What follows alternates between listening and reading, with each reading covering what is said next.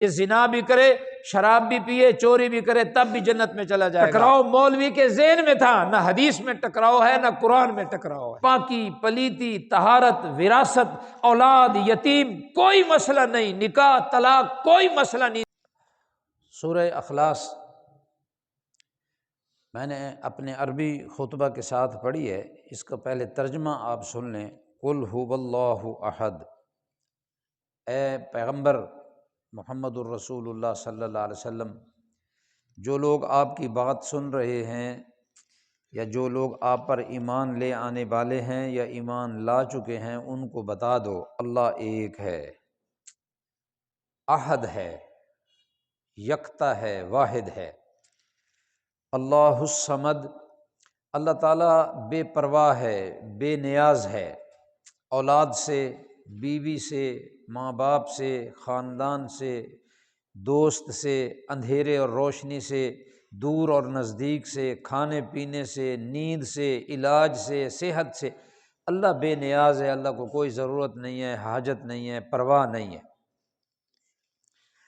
لم یلد، اللہ نے کسی کو نہیں جنا، ولم یولد، کوئی اللہ میں سے نہیں نکلا، کوئی اللہ میں سے پیدا نہیں ہوا۔ اللہ نے اپنے حکم سے کائنات کو بنایا ہے، اللہ میں سے کوئی نہیں نکلا ہے۔ ہم اللہ کی مخلوق ہیں، اللہ کا جز نہیں ہے۔ ایک من سونا ہو، آپ اس میں سے 10 گرام سونا لے آئیں، وہ اس من کا جز ہے۔ جو خاصیت اس 10 گرام سونے میں ہے، وہی خاصیت من سونے میں بھی ہے۔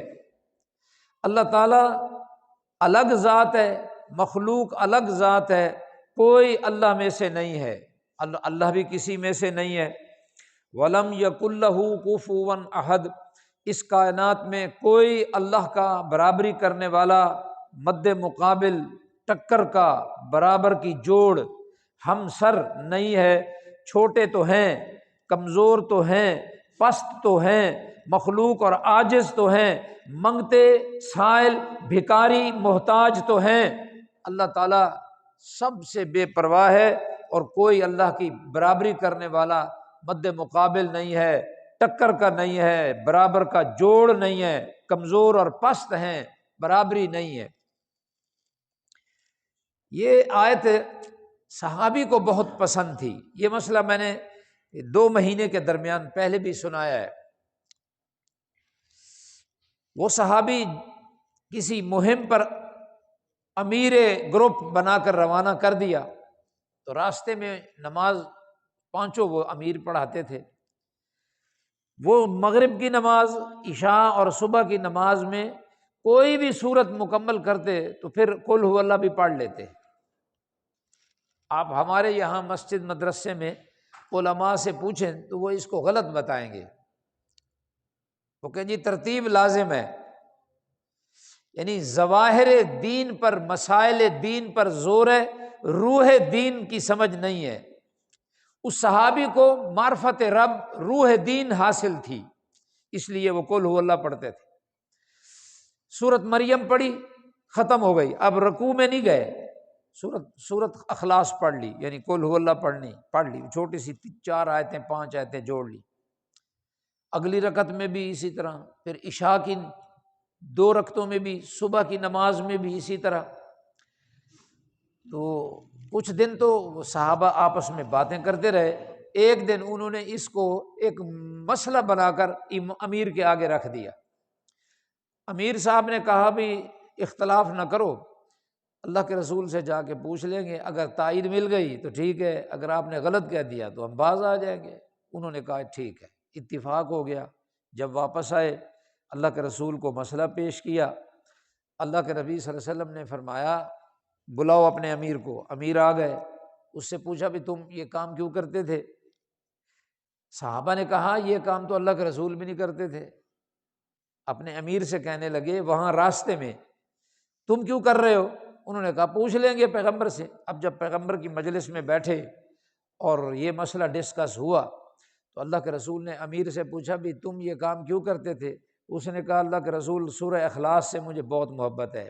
محبت کی وجہ یہ ہے کہ اس میں اللہ تعالیٰ نے قطرے میں سمندر باندھ دیا ہے۔ چھوٹی سی صورت ہے، اللہ کی جو بلند صفات ہے، جو اللہ کی معرفت ہے، جو رب کی عظمت ہے، وہ قل هو اللہ کے اندر ہے۔ اس میں یہودیوں کا بھی رد ہے، عیسائیوں کا بھی رد ہے، فلاسفہ کا بھی رد ہے، ہر اس آدمی کا رد ہے جو اللہ کو لا شریک نہیں مانتا۔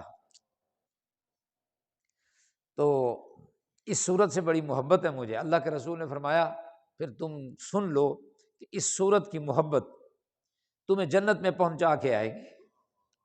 جب تک تم جنت میں داخل نہیں ہوگے، یہ صورت اللہ سے تقاضا جاری رکھے گی کہ اللہ اس بندے کو جنت میں بھیج دے۔ تو یہ ایک صورت کی محبت ہے، اور اس صورت میں اللہ کی وحدانیت ہے۔ تو عقیدہ توحید جنت میں لے جائے گا۔ بہاولپور بائی پاس پر ایک گروپ ہے، اس میں سے کچھ لوگوں کو میں جانتا ہوں۔ پچھلے اتوار میں انہوں نے جلسہ رکھا، وہ ہر اتوار کو رکھتے ہیں ظہر سے عصر تک۔ تو اس میں انہوں نے مولوی صاحب کو بلایا، وہ آتے علی پور سائڈ سے ہیں۔ انہوں نے احادیث کا رد لوگوں کو سمجھایا۔ میں نے کہا جی حدیثوں میں تو بڑا اختلاف ہے، اب سنیں۔ اختلاف کیا بیان کیا؟ صحابی پوچھتا ہے اللہ کے رسول، آپ نے توحید کی اہمیت اور فضیلت اتنی بیان کی ہے کہ جو شخص لا الہ الا اللہ کہہ دے کہ اللہ کے سوا میں کسی کو مشکل کشا نہیں مانتا، اللہ کا کوئی شریک نہیں ہے، وہ جنت میں چلا جائے گا۔ صحابی نے پوچھا وَإِن زَنَا وَإِن سَرَقَ، اگرچہ وہ زنا کرے اور وہ چوری کرے، اللہ کے رسول نے فرمایا وہ بھی جنت میں جائے گا۔ کہنے لگا جی او دیکھو اعمال صالح کدھر گئے؟ اب بالکل یہی مسئلہ اس جاہل کو پتہ نہیں ہے۔ قرآن میں بھی کئی آیات میں موجود، میں ایک آیت پیش کرتا ہوں، کئی آیتوں میں موجود ہے، ان الذین قالوا ربنا اللہ، ایک دفعہ جو بندہ یہ کہہ دے کہ میرا رب اللہ ہے، ثم استقاموا، پھر اس پر جم جائے، پکا ہو جائے، تتنزل علیہم الملائکہ، اس پر مرنے سے پہلے فرشتے آتے ہیں، جب روح نکل رہی ہوتی ہے ایک ٹیم وہ بھی آ جاتی ہے، اللہ تخافوا ولا تحزنوا، وہ فرشتے تسلی دیتے ہیں غم نہ کرو، پریشان نہیں ہونا، وَأُبْشِرُوا بِالْجَنَّةِ الَّتِي كُنْتُمْ تُوعَدُونَ، جنت تو تم جیسے لوگوں کے لیے تیار کی ہے۔ اب اس آیت میں عمل صالح کی کوئی بات ہے؟ ربنا اللہ کہہ دو جنت میں چلے جاؤ گے۔ یہی بات حدیث نے کہہ دی ہے، اور سچی بات یہ ہے کہ لوگ دین کو سمجھتے نہیں ہیں، گہرائی نہیں ہوتی ہے، اوپر اوپر سے وہ بحث کرنا اور ڈیبیٹ کرنے کا ان کو شوق ہوتا ہے۔ مکہ میں جب اللہ کے رسول نے لا الہ الا اللہ قولوا لا الہ الا اللہ تفلحوا، لا الہ الا اللہ کہہ دو تم کامیاب ہو جاؤ گے، تملک العرب والعجم، عرب اور غیر عرب، اجمی اور عربی دنیا کی اللہ چابیاں تمہیں دے دے گا، لگامیں تمہیں دے دے گا، حکومت تمہیں دے دے گا، حکمرانی تمہیں دے دے گا۔ اس وقت لا الہ الا اللہ کہنا کیمپ چینج کرنا تھا، نماز کا حکم نہیں آیا تھا مکے میں 13 سال، کسی عبادت کا کوئی حکم نہیں، پاکی پلیتی طہارت وراثت اولاد یتیم کوئی مسئلہ نہیں، نکاح طلاق کوئی مسئلہ نہیں اترا، صرف اللہ کی توحید کی آیتیں اترتی رہی، اللہ پر ایمان، اللہ پر ایمان، اللہ کو وحدہ لا شریک مانو، جس اتنا ماننا بھی پتھروں پر گھسیٹا جاتا تھا، اونٹ سے باندھ کر 2 ٹکڑے کر کے چیر کے رکھ دیا جاتا تھا۔ اس وقت کیمپ چینج کرنا، تبدیلی کیمپ کرنا سب سے اونچا عمل تھا، اور اس پر اللہ کے رسول نے فرمایا یہ زنا بھی کرے، شراب بھی پیے، چوری بھی کرے، تب بھی جنت میں چلا جائے گا۔ اور جب مدینے میں چلے گئے، اسلام کو فتوحات ملنے لگی، پھر احکام بھی اترنے لگے کہ وضو کا یہ مسئلہ ہے، پاکیزگی کا یہ مسئلہ ہے، وراثت کا یہ مسئلہ ہے، طلاق کے یہ مسائل ہیں، ہاں جی، اور نکاح کے یہ مسائل ہیں، کتنی شادیاں ایک مرد کر سکتا ہے، ان کے حقوق، یہ ساری باتیں جو ہیں وہ مدینہ میں اتری ہیں۔